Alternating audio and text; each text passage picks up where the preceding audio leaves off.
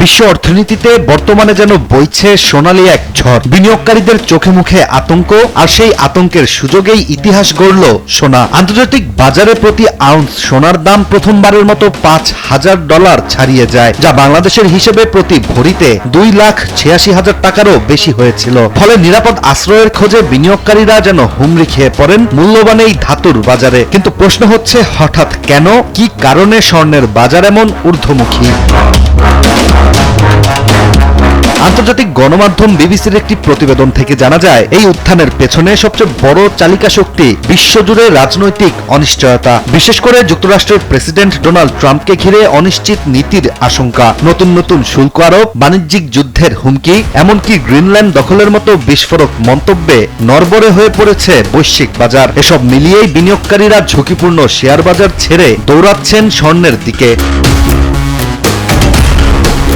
এছাড়া ইউক্রেন ও গাজার যুদ্ধ পরিস্থিতি বিশ্ব অনিশ্চয়তায় আরও ঘি ঢেলেছে। এর মধ্যেই ভেনেজুয়েলার প্রেসিডেন্ট নিকোলাস মাদুরোকে ঘিরে যুক্তরাষ্ট্রের নাটকীয় পদক্ষেপ বিশ্ব রাজনীতিকে আরও অস্থির করে তোলে, যার ফলাফল ডলার দুর্বল হওয়ায় সোনার অবস্থান শক্তিশালী হতে শুরু করে। আর ট্রাম্পের তথাকথিত লিবারেশন ডে শুল্ক ঘোষণার পর ডলার যে ধাক্কা খেয়েছিল বিশ্ববাজারে, তার প্রভাব স্পষ্ট হয়ে ওঠে মূল্যবান এই ধাতুর দামে। গোলসেন্স গ্রুপ আমার স্বপ্ন পূরণ করেছে, 5 তারকা হোটেলের অংশীদার আমি। এছাড়া ব্লুমবার্গের তথ্য অনুযায়ী 2021 সালের শুরুতে সোনার দাম ছিল প্রায় $1,860, সেখানে 2026 সালের জানুয়ারিতে তা লাফিয়ে ওঠে $5,417। একই সময় রূপার দাম এক বছরে বেড়েছে 200%-এরও বেশি, আর ডলার সূচকে নেমেছে প্রায় 10%।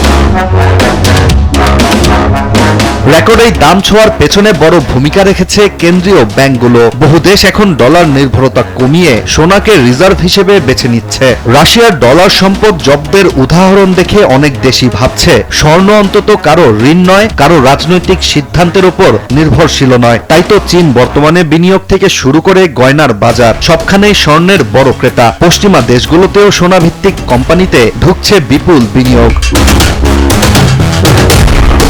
তবে গল্প এখানেই শেষ নয়। রেকর্ড দাম বাড়ার পর হঠাৎই সোনা, রূপা আর প্লাটিনামের দামে আসে তীব্র পতন, যার কারণ বাজারে খবর ছড়িয়েছে ফেড চেয়ারম্যান হিসেবে তুলনামূলক নিরাপদ পরিচিত কেভিন ওয়ার্শকে মনোনয়ন দিতে পারেন ট্রাম্প। তাই তো সুদের হার নিয়ে অতটা আগ্রাসী পরিবর্তনের আশঙ্কা কমে যেতেই বিনিয়োগকারীরা মুনাফা তুলে নিতে শুরু করেছেন, যার ফলাফল স্বর্ণের বাজারে একদিনেই পতন দেখা দেয়।